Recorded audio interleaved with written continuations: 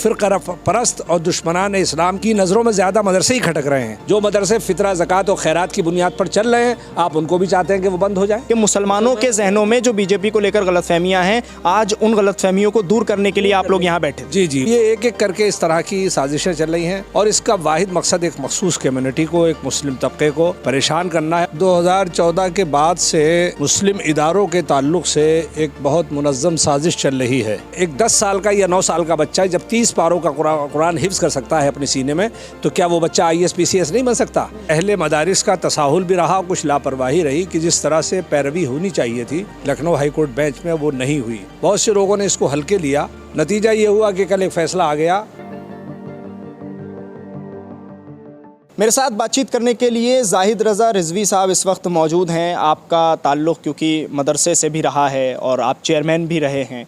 सवाल मेरा आपसे यह है कि अभी जो सरकार की तरफ से कहा गया है कि ये जो तमाम मदरसे हैं वो सभी गैर कानूनी बताए जा रहे हैं, तो उन पर क्या कदम आप लोग उठाने वाले हैं और क्या उस फैसले को लेकर आप लोग आगे बढ़ेंगे जिस फैसले में ये कहा गया है कि गैर कानूनी है? देखिए, 2014 के बाद से मुस्लिम इदारों के ताल्लुक़ से एक बहुत मुनज़्ज़म साजिश चल रही है, जिसमें मदरसा बोर्ड, हज कमेटी, हुज्जाज की सब्सिडी का ख़ात्मा, वक्फ बोर्ड को भी ख़त्म किया जाए। इस तरह की तमाम तर चीज़ें चल रही हैं जो इंतहाई तशवीशनाक और काबिल अफसोस हैं। ये सारी की सारी चीज़ें जो हिंदुस्तान का कानून है, बाबा साहब भीमराव अम्बेडकर ने जो हमें अधिकार दिए हैं, संविधान में जो इख्तियारात दिए हैं, उनके तहत था। ये मुकदमा चल रहा था। इसमें कुछ अहले मदारिस का तसाहुल भी रहा, कुछ लापरवाही रही कि जिस तरह से पैरवी होनी चाहिए थी लखनऊ हाई कोर्ट बेंच में, वो नहीं हुई। बहुत से लोगों ने इसको हल्के लिया और उस तरह मुनज़्ज़म अंदाज से मोतबर और मजबूत वकला के ज़रिए इसकी पैरवी नहीं हुई। नतीजा ये हुआ कि कल एक फ़ैसला आ गया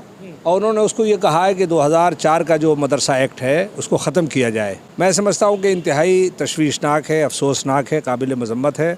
साथ ही साथ वक्फ के बारे में भी चल रहा है। गालिबन प्राइवेट बिल राज्यसभा में पेश किया है एक मेंबर पार्लियामेंट ने, उनको भी वो कहते हैं कि वक्फ बोर्ड को भी ख़त्म किया जाए। तो ये एक एक करके इस तरह की साजिशें चल रही हैं और इसका वाहिद मकसद एक मखसूस कम्युनिटी को, एक मुस्लिम तबके को परेशान करना है और उनका मजहबी वजूद और मजहबी तशख़्ख़ुस को ख़त्म करना है। अच्छा, मदरसों को लेकर जाहिद रज़ा रिजवी साहब ये सारी चीज़ें क्यों कही जाती हैं कि भाई मदरसों में जो तालीम दी जाती है वो तालीम देश के ख़िलाफ़ है, वो तालीम वो नहीं है जो देश के लिए होनी चाहिए थी? ख़ास तौर से मदरसों पर ही निशाना क्यों है? मैं समझता हूँ कि ये सब झूठा, गुमराह कुन और मुतासिबाना फ़ैसले हैं और ये इंतहाई गुमराह करने वाले और जहालत की बुनियाद पर इस तरह के तसव्वुरात और ख़यालात हैं। 2004 में जब इस मुल्क के वज़ीर दाखिला भी थे और नायब वज़ीर आज़म भी थे अडवाणी साहब, उन्होंने उस वक्त भी चल रहा था कि मदरसों में, नेपाल बॉर्डर के ख़ास तौर पर मदरसों में दहशतगर्दी है, फंडिंग हो रही है। तो पूरे हिंदुस्तान के मदरसों का सर्वे कराया और पार्लियामेंट के पटल पर अडवाणी साहब का ये बयान उस वक्त था कि हमने मदरसों की जांच कराई, मदरसों का सर्वे कराया, हमें हिंदुस्तान में कोई भी वैसा मदरसा नहीं मिला कि जिसमें किसी तरह की दहशतगर्दी हो या विदेशी फंडिंग का मामला पाया जाता हो। लेकिन चूँकि मदरसों से ख़ास बैर है, उसमें एक मखसूस तालीम कुरान की, हदीस की, फ़िक़्ह की, अरबी की दी जाती है और ये बात भी सही है कि मदरसों में पढ़ने वाले तलबा की तादाद सिर्फ 4% है। 96% मदरसे में बच्चे, सच्चर कमेटी की रिपोर्ट भी यही है, 96% बच्चे मदरसों में नहीं पढ़ते, सिर्फ 4% हैं। और उन मदरसों के बारे में ख़ास तौर पर दौर हाजिर में इस तरह का गुमराहकुन प्रोपेगेंडा झूठा, जबकि हम कभी ये नहीं कहते किसी स्कूल वाले से, पाठशाला, संस्कृत पाठशाला, दूसरी एकेडमीज़ में हमने कभी ये नहीं कहा मुस्लिम जमातों ने या मुस्लिम उलमा ने कि तुम अपने मदरसों में हमारी तालीम दो, हमारी से मुराद कुरान पढ़ाओ, हदीस पढ़ाओ। मदरसों का तो वजूद और मदरसों की जो बुनियाद और बका है वो इब्तिदाई दीनी मजहबी तालीम ही की बुनियाद पर है। और मदरसों, आपको हैरत होगी कि सिर्फ 400 साढ़े 400 मदरसे केवल उत्तराखंड में, उत्तर प्रदेश में हैं। एक भी मदरसा उत्तराखंड में ऐसा नहीं है कि जिसको गवर्नमेंट देती हो। मदरसे अपनी कौम के हैं, वक्फ हैं, खैरात, ज़कात, फितरे से चलने वाले मदरसे। और उसकी बुनियादी ये वजह है कि वो बच्चे जो मदरसों में पढ़ते हैं वो तहजीब से, तमद्दुन से, हुकूक से, अल्लाह के खौफ से, रसूल के खौफ से, पड़ोस के, बस्ती के सारे हुकूक पढ़ाए जाते हैं। कुरान और हदीस की रोशनी में वतन की मोहब्बत का पाठ उन्हें पढ़ाया जाता है। तो फ़िरक़ा परस्त और दुश्मनान इस्लाम की नज़रों में ज़्यादा मदरसे ही खटक रहे हैं। लेकिन ये जो मदरसे आप कह रहे हैं कि खटक रहे हैं, और आप ये भी कह रहे हैं कि भाई यहाँ एक ख़ास तौर पे तालीम दी जाती है कुरान की, इसलिए ये सब हो रहा है और इसलिए खटक रहे हैं। लेकिन प्रधानमंत्री नरेंद्र मोदी तो कहते हैं कि मैं मुसलमानों के एक हाथ में कुरान और एक में लैपटॉप देखना चाहता हूँ, तो फिर ये सब चीज़ें कैसे हो रही? नारा बहुत अच्छा है प्रधानमंत्री का 2014 के बाद से कि एक हाथ में कुरान एक हाथ में कंप्यूटर होना चाहिए, मगर क्या सतही तौर पर ये नारा ज़मीन पर है? सिर्फ कह देने से या ये सिर्फ एक स्लोगन देने से कि एक हाथ में कुरान और एक हाथ में कंप्यूटर दिया जाए? मैं आपको बहुत अहम मिसाल देता हूं और इसकी दलील है कि 2 विज्ञान टीचर दिए जाते थे, SPQM उस स्कीम का नाम था। मदरसों को जो मान्यता प्राप्त थे, जिनके मानक पूरे थे, फैसिलिटी पूरी थी, 2 टीचर दिए जाते थे। वो टीचर, उनकी सैलरी भारत सरकार देती थी। आपको हैरत होगी कि वो टीचर भी ख़त्म कर दिए जाए। इसके अलावा किसी तरह की मदरसों की फाइनेंशियली इमदाद या किसी तरह से मदरसों की माली इमदाद जबकि दूसरे स्कूलों को, दूसरे इदारों को, दूसरे पाठशालाओं को दी जाती है। तो क्या सिर्फ ये कह देने से कि मैं एक हाथ में कंप्यूटर और एक हाथ में कुरान देखना चाहता हूँ? हमारे जो हुकूक़ हैं, हम ये कहते हैं कि एक 10 साल का या 9 साल का बच्चा जब 30 पारों का कुरान हिफ्ज़ कर सकता है अपने सीने में, तो क्या वो बच्चा IAS PCS नहीं बन सकता?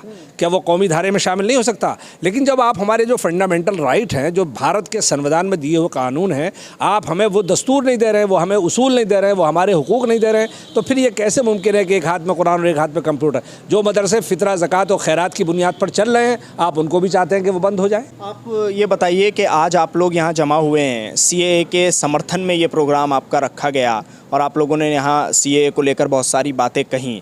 मुझे ये बताइए कि जब एक तरफ बहुत सारी मुस्लिम तंजीमें और जमातें कह रही हैं कि CAA से नुकसान है, CAA नहीं लागू होना चाहिए, ऐसे में आप लोग यहाँ बैठकर ये कह रहे हैं कि CAA से कोई नुकसान नहीं है, सरकार ये जो कर रही है ठीक कर रही है? देखिए, आप अगर इस पूरे मज़ाकरे में शरीक हुए हैं और आपने मुकर्रीन के बयानात को सुना है, तो 100% सबकी है। मज़ाकरे का मकसद ही ये होता है, इस तरह का मज़ाकरा हो, महफिल हो, मुशावरत हो, तो उसमें यह होता है कि सबकी बात सुनी जाए। सारे लोगों ने, मैं समझता हूँ, इस पर इत्तेफाक का इजहार नहीं किया कि CAA बहुत अच्छा है, हम सब मुत्तहिद हैं, बल्कि जो इसमें शुकूक व शुबहात थे, जो एतराज़ात थे, जो मुसलमानों को आने वाली परेशानियां हैं, वो भी लोगों ने यहाँ दर्ज कराई हैं। तो ये एक मज़ाकरा था। देखिए, चूँकि इलेक्शन भी करीब है और वो जमात जो बाकायदा तौर पर अलायंस है, पार्टनर अलायंस है महाराष्ट्र में, इस तरह के संदेश देना होते हैं और उनका एक मकसद ये भी था कि कन्वेंस किया जाए और लोगों के दिमागों में जो गलतफहमियाँ हैं वो दूर की जाएँ। BJP की तरफ से जो गलतफहमियाँ हैं लोगों के दिमाग में, और ख़ास तौर से लोगों के क्यों कहा जाए, ये कहा जाए कि मुसलमानों के जहनों में जो BJP को लेकर गलतफहमियाँ हैं,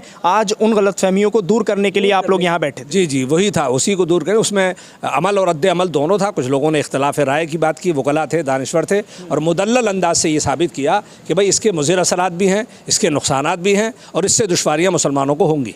आपको क्या लगता है कि अभी जो आपने पैगाम दिया है, ये पैगाम जहाँ जहाँ मुसलमानों के बीच जाएगा, अब आप लोगों को लेकर भी सवाल उठेंगे कि BJP की तरफ से आकर बैठे आप लोग और आपने CAA को लेकर लोगों को समझाने की कोशिश की मुसलमानों को?